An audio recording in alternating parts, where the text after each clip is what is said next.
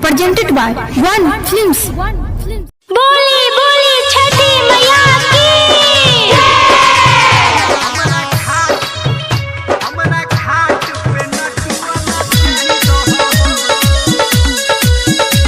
माँ Gayatri recording studio music by Guddu राज।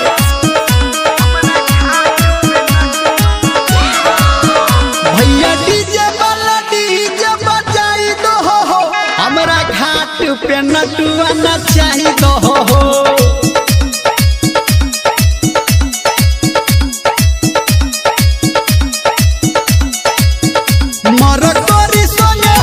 मरकोरी संगे लोरी लगाई दो हो, हमरा घाट पे नटुआ नचाई दो हो।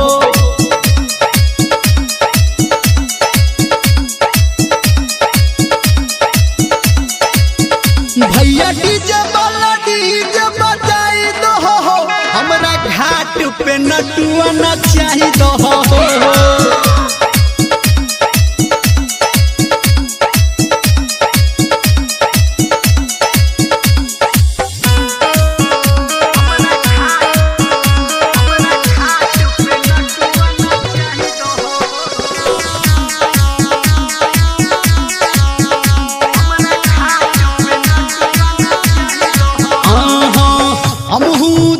तोरा जेबी में रुपैया दे तो आशीष तोरा छठी मैया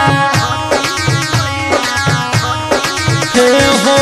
हमहू देब तोरा जेबी में रुपैया दे तो आशीष तोरा छठी मैया। पूरा पोखरी के आई चमकाई दो हो, हमरा घाट पे नटुआ नचाई दो हो।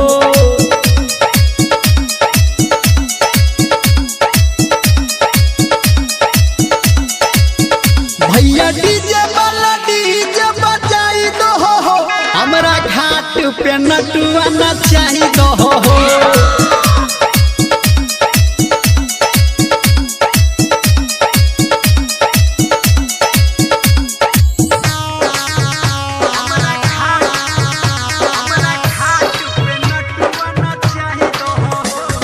अभी आप सुन रहे हैं सावरिया म्यूजिक।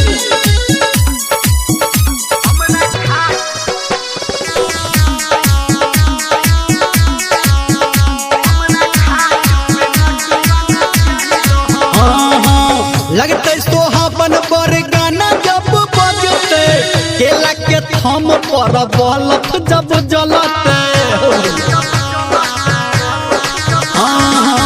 लगते सोहावन पर गाना जब बजते, केला के थम पर बल्ब जब जलते। धर्म के निर्मलिया के आई तू देखा दो, हमरा घाट पे नटुआ नचा दो हो।